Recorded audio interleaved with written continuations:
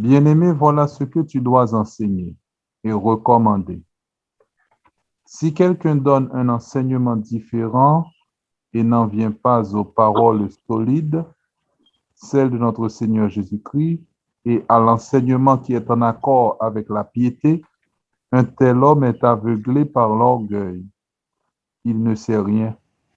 C'est un malade de la discussion et des querelles de mots. De tout cela, il ne sort que jalousie, rivalité, blasphème, soupçons malveillants, disputes interminables de gens à l'intelligence corrompue, qui sont coupés de la vérité et ne voient dans la religion qu'une source de profit. Certes, il y a un grand profit dans la religion, si l'on se contente de ce que l'on a. De même que nous n'avons rien apporté dans ce monde, nous n'en pourrons rien emporter. Si nous avons de quoi manger et nous habiller, sachons nous en contenter. Ceux qui veulent s'enrichir tombent dans le piège de la tentation, dans une foule de convoitises absurdes et dangereuses, qui plongent les gens dans la ruine et la perdition.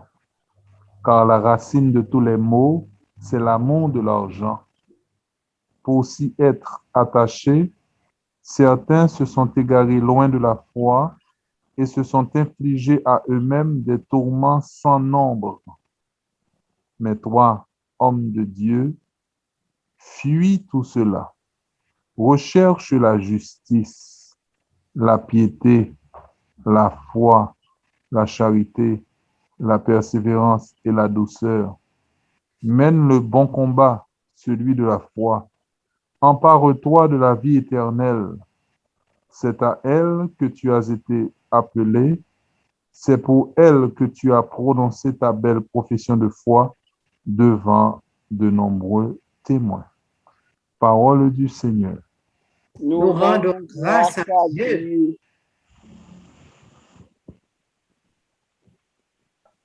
Seigneur Mabdou, merci parce que la liturgie catholique relève souvent la sainte liturgie. Non seulement à cause de présence Saint-Esprit, qui a animé prière nous qui fait que le saint, mais il y a des fois tout Saint tout ça, il a ordonnance texte biblique. Bon Dieu, qu'on qui ça l'église là, a prononcé la liturgie qui est déjà préparée, c'est-à-dire que je dis nous dans la 24e semaine du temps ordinaire. Je dis c'est vendredi 2021, donc impair, année impair. Donc ça c'est texte du jour. Mais bon Dieu ordonne la vie nous de façon telle que assez souvent nous joignons pour la vie jodia, pour ça n'a vivre, ça n'a besoin nous, j'en suis à dire nous besoin de parole, mais qui nourrit nous, qui fortifie nous, parole de réconfort. Eh bien dans la sainte liturgie, assez souvent le Seigneur nous parle. Moi-même personnellement, j'ai dit expérience qu'on fait, on médite un texte dans l'esprit, quand ça texte vient dans l'esprit, je médite. Et puis, là, je vais dans la messe, moi, ce texte, je médite, c'est le même dans la messe. Je dis tellement à James, auquel ils ont âme liturgique. Parce que regarder les réflexions à faire, et puis regarder ces lire la messe. C'est comme si l'esprit s'est expliqué comment lui-même est capable de diriger nous à travers les textes. Non pas que nous, tout à fait, les temps de faire une méditation, et puis une coïncidence méditation dans la messe là, mais c'est pour dire que les textes du jour peuvent me nourrir pour cette journée même et capable de préparer pour les événements du jour. Alors, moi, espérer dans ce sens-là. Alors, moi, espérer dans ce sens-là que parole jodia, eh bien, va rejoindre plusieurs mondes par rapport à ça, à vivre. Par rapport à ça, on a besoin de temps pour asseoir pour semaine là, cap fini, puis on va dans le week-end là, avec vendredi commencer. Pendant ma préparé le texte là, il y a des bails qui étaient ressortis et puis il me dit, ah, regardez comment le texte ça renvoie nous à trois sources de tentation, souvent que Satan bat nous. Il résume la trois sources, parce que trois sources, c'est qui ça? L'homme dans l'évolution, il a une tendance à rechercher le pouvoir, première forme de tentation. Deuxième forme de tentation, il a tendance à rechercher la richesse. Et troisième forme de tentation, il a tendance à rechercher le plaisir. Donc, le pouvoir, la richesse et le plaisir. PRP. Le pouvoir, la richesse et le plaisir. Et puis, pendant ma brûle, le texte, ça me dit, waouh, regardez comment, premier partie du texte là, Saint Paul a mis en garde sur les dangers du pouvoir. Deuxième partie du texte là, Saint Paul a mis en garde contre les dangers de la richesse. Et troisième partie du texte là, a mis en garde contre les dangers du plaisir. Je vais le texte là avec nous et il m'a fait séparation. Hein. Donc, nous n'avons pas fait un enseignement avec forme que d'habitude Balia. Je dis, on a fait un enseignement un peu posé, un peu plus calme, et puis on a réfléchi ensemble. Saint Paul commençait. Il dit, bien-aimé, voilà ce que tu dois enseigner et recommander.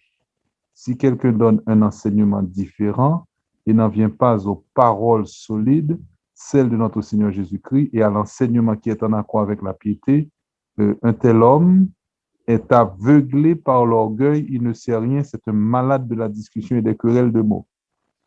On l'a mangé à table avec un séminariste, et puis il me dit, j'aime beaucoup étudier, j'aime la connaissance, parce que celui qui a la connaissance, il a le pouvoir, il peut dominer les autres.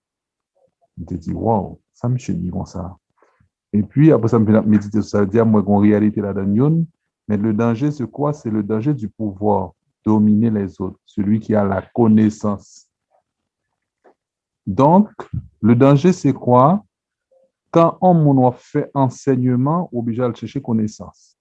Mais si cette connaissance te conduit à une domination, une supériorité par rapport à les autres et non à l'humilité, eh bien, on fait un chemin, comme Dakarélé, un chemin démoniaque. C'est-à-dire que tu passes par l'orgueil de Lucifer. Et Saint Paul dit justement, cet homme est aveuglé, le mot, aveuglé par l'orgueil. Donc, celui qui est orgueilleux doit savoir que sur ses yeux, il y a des écailles. Il y a un aveuglement qui fait que les trous, les dangers de la route, ou pas pour eux. Chaque fois qu'on a l'orgueil dans la route, toujours songer que on peut le prononcer de pièges que le monde qui simple pas prend parce que tout simplement on vient aveugle. L'orgueil fait on vient entêté, tu ne penses qu'à toi, et puis manque de charité comme l'amour, c'est la lumière, donc manque d'amour par rapport à la façon de donner l'espoir ou supérieur aux autres, eh bien tu tombes dans les pièges les plus faciles. Pièges où pas ta supposé prendre la donne. Et les anges démoniaques qui n'ont pas ta commune, le plus souvent, ils regardent qui soif ou gain. Ils regardent qui intention, ils regardent comment on vit, ils regardent côté point de faiblesse où il est. Là où un peu de faiblesse, par exemple, c'est le pouvoir, tu veux dominer, tu veux régner sur les autres, et bien on dit, bon, mon bras le bal, ça le remet. Il peut le mettre en structure, et bien facilement, il peut le prendre pour le pouvoir. Et Saint Paul, lui-même, de l'autre côté, il dit, la connaissance enfle, l'amour édifie. Hein? La connaissance enfle, ça veut dire enfler avec orgueil, et l'amour édifie, l'amour faut construire tête et construire l'autre monde. Il édifie, il te construit, l'amour te construit. Donc, attention à chacun, à chacune, qui applique la parole de Dieu, mais qui fait des études théologiques ou n'importe, eh bien, on doit connaître que acquérir la connaissance, eh bien, on danger la donne lorsqu'on mal orienté, on pas surveiller, dans le domaine de l'orgueil. La connaissance enfle et l'amour édifie. C'est Paul qui a parlé. Et c'est Saint Jacques qui peut expliquer ça aussi. Il pourrait dire que tout ça que nous sommes capables de connaître sur Dieu, Satan connaît pas assez, non. Question de science, Satan connaît pas assez, non, il y a science passée. Donc, pourtant, sa science ne l'a pas conduit vers l'amour de Dieu. Sa science conduit vers une fermeture, alors que la connaissance n'est pas supposée fermer, elle est supposée ouvrir à Dieu. Cette Faustine prière que le fait, quand elle dit Seigneur, plus nous connaissons, c'est plus nous sommes capables d'aimer. Saint Augustin dit la même chose. Hein? Plus on connaît objet, on est capable d'aimer objet, et plus on aime objet, on est capable de connaître davantage. On a parlé de Dieu comme objet. Et plus on aime Dieu, on arrive à le connaître, et plus on le connaît, on arrive à mieux l'aimer. Cependant, le danger existe que si nous ne nous surveillons pas, nous pouvons échouer sur notre route. En parlant de l'orgueil, Saint Curé d'Ars t'a dit, L'orgueil a son péché qui doit l'empile. Et puis, il arrive à vicier dans le sens, à mettre le vice, hein, l'action à poser pour capable essayer par être vertueux devant mon Dieu, fait tout ces efforts pour vertueux devant mon Dieu. Puis l'orgueil, dans son pouvoir, capable vicier, ça veut dire mettre vice dans son affaire. Il dit comme ça, l'orgueil l'assemblée, ou même qui prend tout petit effort, ou prépare un belles oranges pour bon Dieu, choisis puis belles petits oranges dans le jardin. Et puis pour présenter le bail bon Dieu, et puis voilà que dit l'orgueil attend qu'on graine vert, qui te quand t'as piqué les oranges là, et puis quand t'as ravagé de l'intérieur, et puis le bon Dieu ouvert les oranges là, alors qu'à l'extérieur, ça pourrait être très beau, et puis à l'intérieur, il n'y a que pourriture. Donc, c'est Saint Curédas qui a parlé comme ça. Et le manuel Légion, pour nous-mêmes qui légionnaires de Marie, regardons qu'à songe texayo, le manuel Légion, il dit que l'orgueil est un péché tellement astucieux, tellement comme si on ruse la donne, que l'orgueil arrive à infiltrer les moyens même que nous prenons pour l'éradiquer. En bon créole, moyens même qu'on met sous pied pour capable veiller l'orgueil là pour combattre lui. L'orgueil là son péché qui est tellement subtil que l'orgueil là capable d'infiltrer le moyen ou apprend pour mettre le dehors. D'où l'importance de la grâce. Et Saint Paul Todo, l'enseignement que tu donnes doit être en accord avec la piété. Donc, un monde qui a enseigné, pour ne pas tomber dans l'orgueil, ton enseignement doit être souché de la piété. Souché de la piété, ça veut dire quoi? C'est-à-dire que tu enseignes, tu acquiers la connaissance, mais pense à prier. La vraie source de la connaissance, eh bien, ça doit conduire dans l'intimité avec bon Dieu. Et il n'y a pas d'intimité avec Dieu sans la piété. Piété dans le sens que tu pries. On parle à bon Dieu, aux amis. Tu ne peux pas parler avec aux amis ou pour ton monde comme si quand tu connais bon Dieu dans ça, on peut lire sous lui. Ça veut dire, bon livre là, je vais essayer, je ne sais pas, mais qui est nous là, et puis au lieu de m'entrer en contact avec nous, pour me parler avec nous, sortir avec nous, faire des programmes ensemble pour nous apprendre contre l'autre, et puis ça me fait, je prends le livre, je fais des listes. Donc, je reste un peu à distance de toi, donc je ne pas qu'on bien. En même temps, je connais bien, en même temps, je ne pas qu'on du tout. Hein? Je ne pas qu'on du tout parce que l'expérience n'est pas concrète. Et en même temps, je connais parce que tout ça me dit sur eux, mais tant que c'est au je connais en plus ou moins par rapport à ce que tu dis de toi-même. Donc, l'enseignement, l'acquisition de la connaissance pour enseigner, eh bien, se fait avec la piété. Saint Marie de Montfort dit, en prophétie, il dit, il arrivera un temps que il se fera dans l'Église une forme de théologie sèche. Parce que autrefois, la théologie se faisait à genoux. Celui qui voulait comprendre Dieu, étudier Dieu, le faisait à genoux, dans le sens à genoux pour la prière. La prière, bon Dieu, pour révéler ça, il comprendre. Ne pas oublier réalité, par rapport à Saint Thomas d'Aquin, qui est docteur de l'Église. On ne peut pas entrer fond en théologie si on ne pas étudier Saint Thomas. Eh bien, Saint Thomas d'Aquin, quand il voulait comprendre certaines choses qui étaient difficiles à comprendre, il conjoint Saint Thomas dans l'Église là, parce que le tabernacle, c'est comme de gros tabernacles qui incrustent dans le mur, bien ça dépend, en tout cas, c'est comme de grands tabernacles. Il joue Saint Thomas d'Aquin qui ouvre le tabernacle, il faut tête les en dans le tabernacle. Poser l'Esprit Saint, fait le comprendre, Jésus fait le comprendre, ça besoin comprendre. Il faut tête dans le tabernacle là. Hein? Donc, la théologie, autrefois, se faisait à genoux. Hein? Et Saint-Marie de Montfort, puis quand on a pressenti que nous tellement vu raisonner la foi, ça veut dire nous mettre en pile raison à la foi, qui pas mauvais, mais quand la piété n'y est pas, eh bien, la raison peut assécher le travail de la foi. L'assécher, les fait venir sèche. Hein? Pas gain la vie la donne, mais gain intelligence la donne. C'est comme pour Satan. Satan est intelligent, mais il est asséché par rapport à la vie divine. Il est sec, il est sèche. Et c'est Paul dit non, souvent, avec toute connaissance, toute science, nous sommes capables de sembler à des cymbales retentissants. Hein. On a fait gros bruit, ça n'a dit le monde même en extase devant ça n'a dit à belle, et pourtant il n'y a pas la connexion divine. À bon entendeur, salut, en nous précautionnons pour que justement notre quête de connaissance, notre soif d'apprendre et de connaître, par mener nos désirs de pouvoir anti-évangélique, pour nous tomber dans l'orgueil qui est le péché le plus subtil parmi tous les autres péchés. Nous continuons la lecture. C'est il ne sait rien, monde qui pense, monde qui a connaissance et puis qui est aveuglé par l'orgueil, il dit, il ne sait rien. C'est un malade de la discussion et des querelles de mots. Donc, souvent, on a un grand pile gros débat qu'a fait, et puis, deux mounions ont discuté pour des questions théologiques, ceci, cela. Et puis, des fois, par manque de charité, nous venons sembler à des mondes qui sont frères et sœurs dans un foyer, au nombre de 12 par exemple. Et puis voilà que notre maman tombe malade. Et puis nous tous les 12 là, gourmet pour nous connaître qui est-ce qui mène à l'hôpital. Automatiquement, quand on paraît, il dit, oh, je ne comprends pas ce qui va passer là. Et pas maman, qui mourir là. Oui, c'est pas mon qui mourir, mais nous disons maintenant à l'hôpital, il est plus grand, et l'autre, tu pas voulu, et puis discussion, je ne comprends pas, tant de téléphone campé.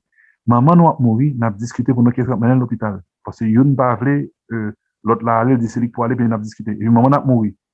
Automatiquement, quand on a vraiment un schéma comme ça, ou déjà connaît que tous les 12 monde savent par un moment est vrai. L'amour n'est pas vrai. Parce que l'amour pousse à l'humilité. Et l'humilité pousse au service. Au contraire, il faut tout le monde aller à l'école et dire, ah, un aller, non. Et puis pour une, quand tu aller, puis l'autre, tu accompagner, etc. Donc, c'est pour montrer donc, comment, eh bien, voilà, il y a des discussions interminables, des querelles de mots tout le temps. Des fois, on a senti, eh bien, la fumée de Satan qui pousse les hommes à se battre entre eux, alors que les personnes meurent par faute de connaissance. Satan fait des dégâts, le peuple de Dieu meurt par faute de connaissance, ça veut dire la connaissance qui nourrit, hein, la parole de Dieu qui fait vivre. Seigneur, acquérions-nous. Tu as les paroles de la vie éternelle, les paroles qui font vivre. Et puis, Saint Paul continue, il dit, de tout cela, il ne sort que jalousie. Mais fouillot. De tout cela, il ne sort que jalousie. C'est moins, un tel étudié, mais tout, étudié plus pas c'est un tel, et puis voilà, c'est un tel qui a prêché, c'est un tel tout le monde va le joindre, c'est un tel tout le monde n'a pas clamé, et puis jalousie, rivalité, blasphème, soupçon malveillant. Donc, pas de charité encore, il y en a soupçonné l'autre. Dispute interminable de gens à l'intelligence corrompue, qui sont coupés de la vérité et ne voient dans la religion qu'une source de profit, hein, qui sont coupés de la vérité. Monsieur Colimon te dit nous ça déjà. Semble-t-il que tu es en conférence avec les évêques et puis c'est lui qui est supposé intervenir. Et puis voilà que le monté à l'estrade, du premier coup pour le parler, en tant qu'un docteur, c'est l'étudiant comme docteur en Bible, en exégète lié. Et puis, on va le déposer normalement, c'est enseignement parmi les évêques. Et puis, avec qui, voilà, il dit ça déjà, oui, l'humilité, c'est la vérité. Et la vérité est toujours humble. Et puis, il dépose le micro, elle descend. Tout le monde dit, oh, ça, monsieur dit là, qui va s'arrêter, monsieur, pas même dire, pas même faire 5 minutes, parler, même rester, on docteur, comme ça.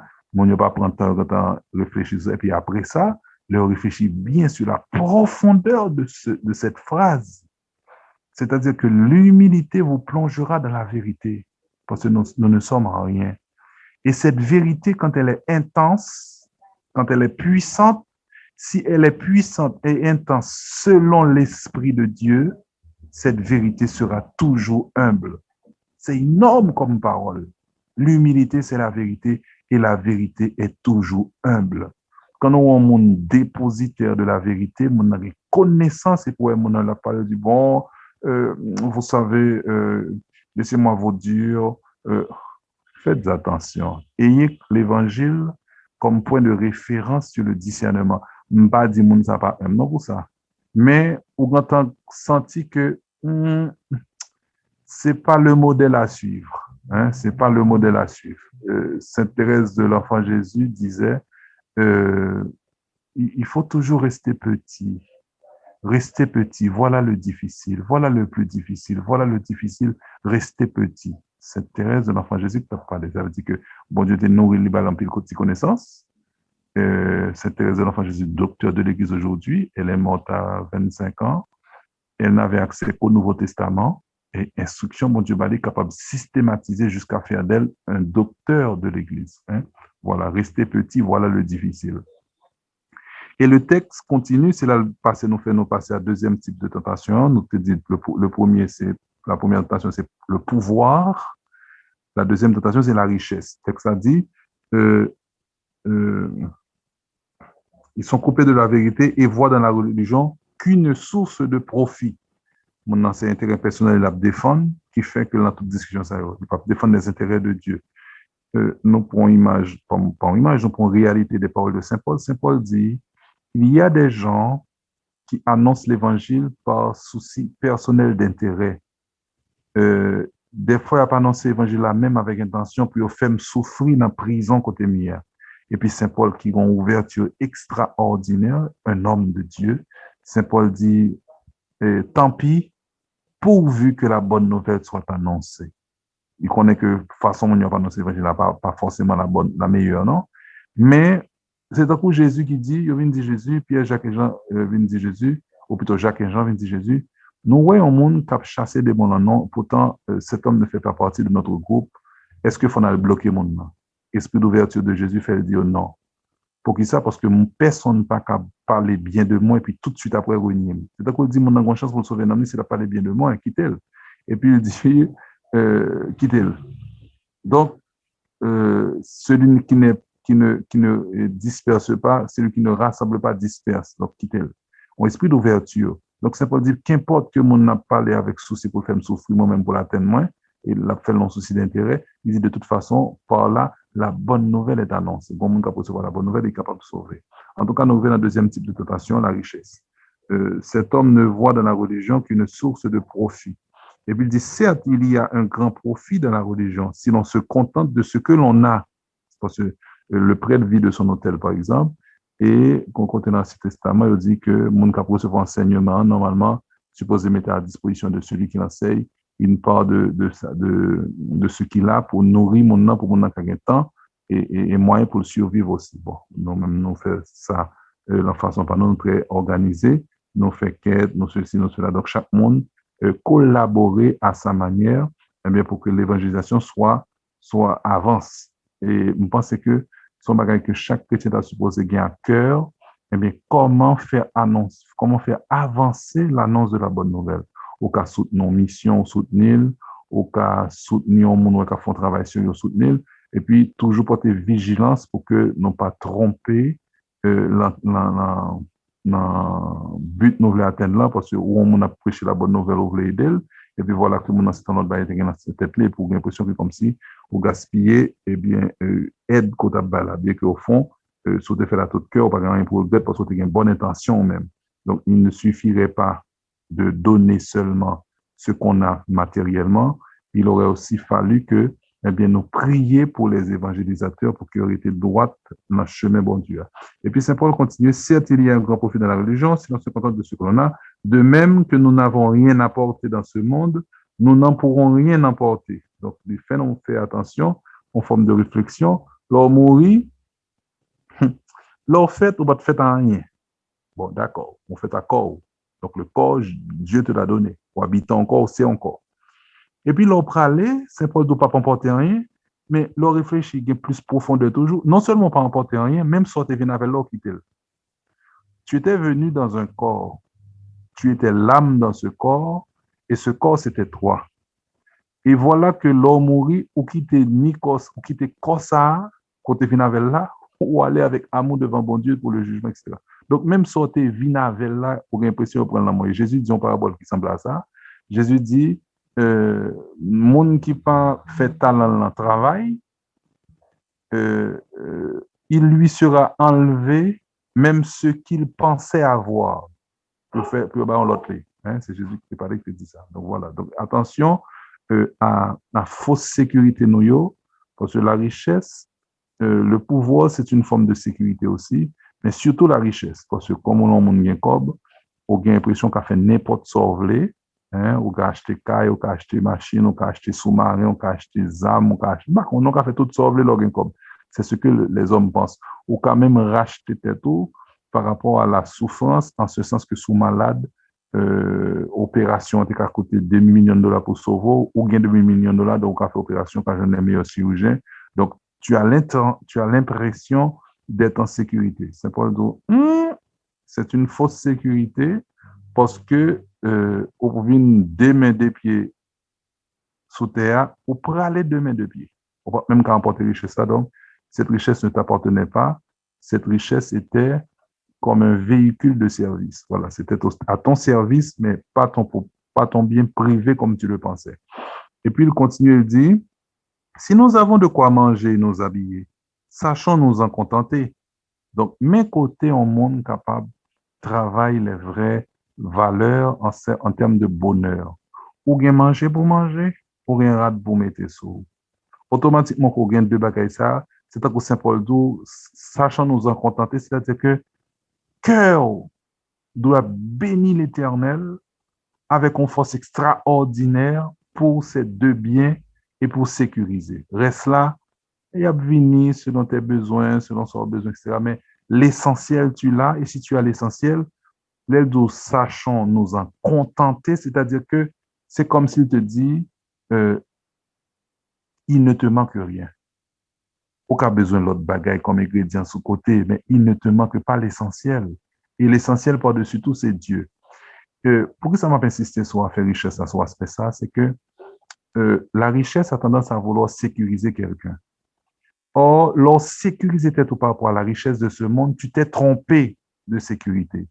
Et puisque tu as mis, on mettait main sous richesse là, comme sous Kimbeyon, un support qu'on dit peuple la go, ou trompé tête pour ce support, ça, c'est un nuage que lié.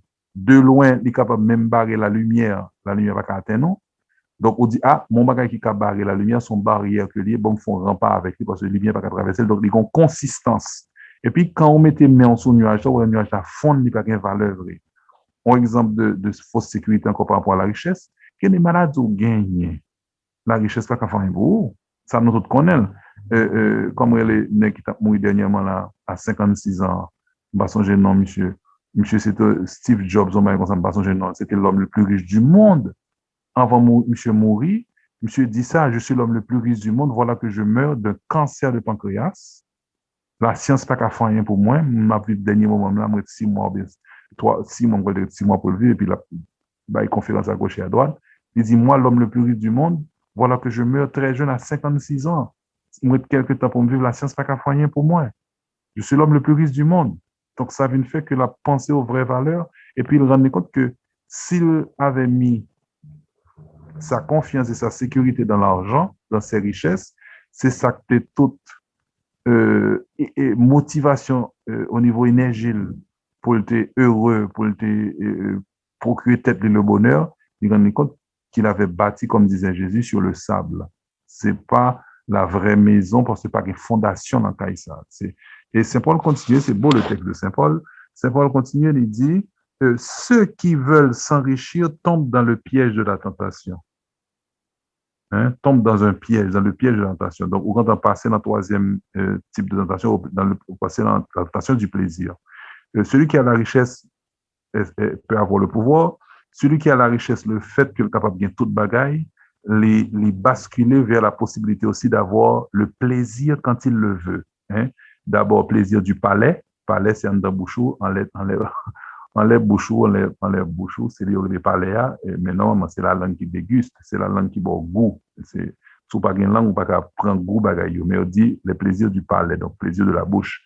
Donc, il y a accès à, si vous voulez manger ça, et quand tu as la facilité de déguster tout le temps, un lien entre la bouche et les sens du bas, ça veut dire la sexualité.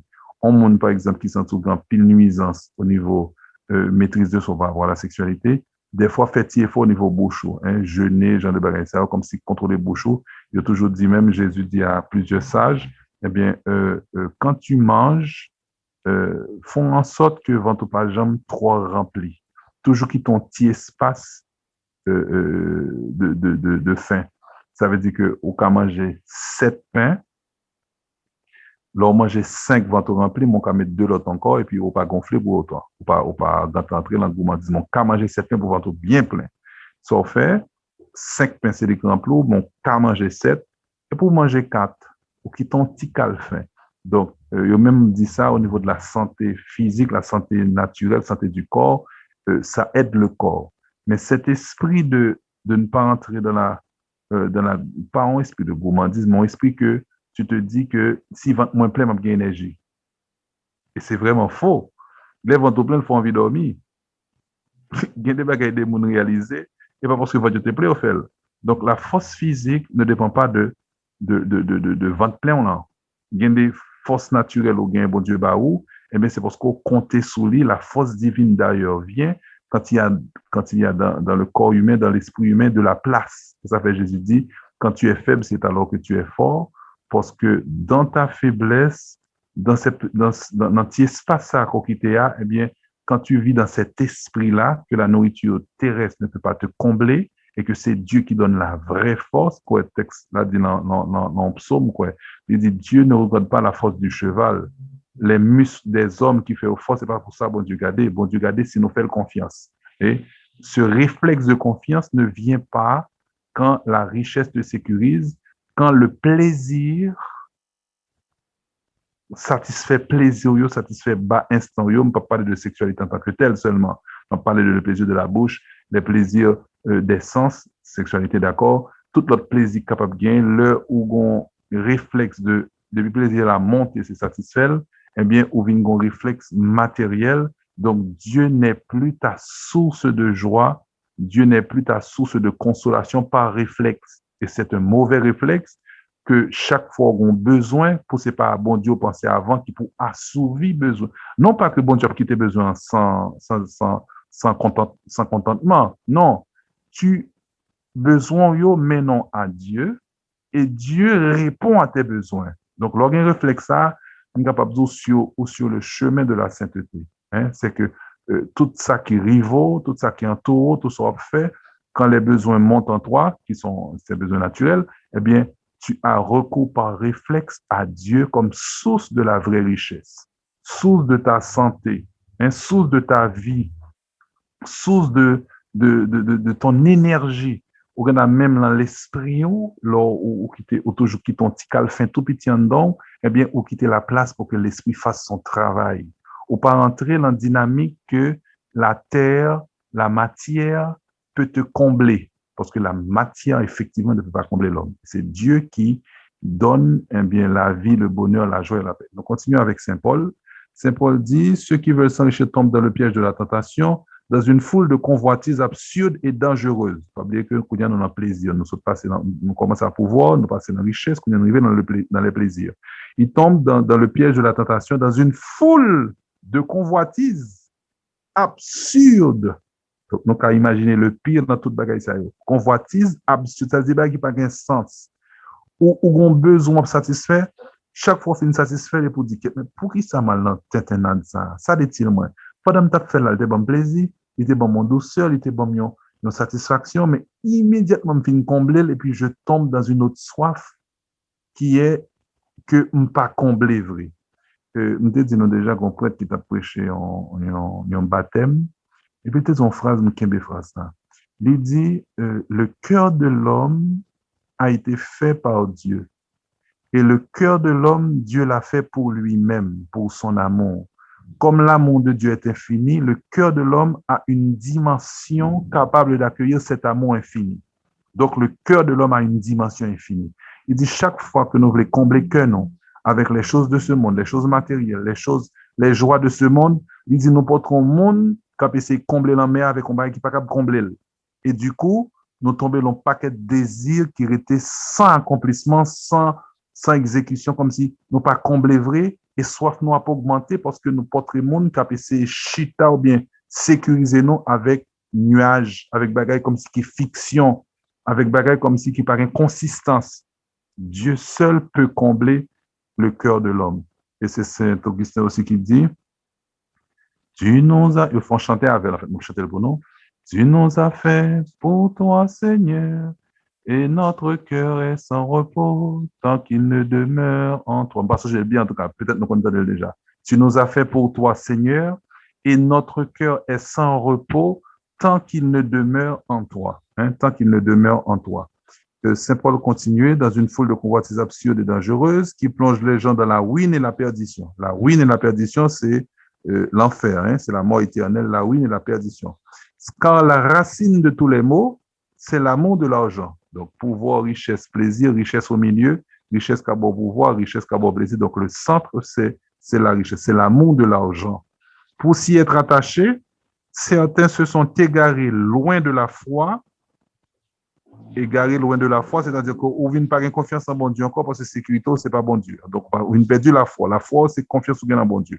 Se sont égarés loin de la foi et se sont infligés à eux-mêmes des tourments sans nombre.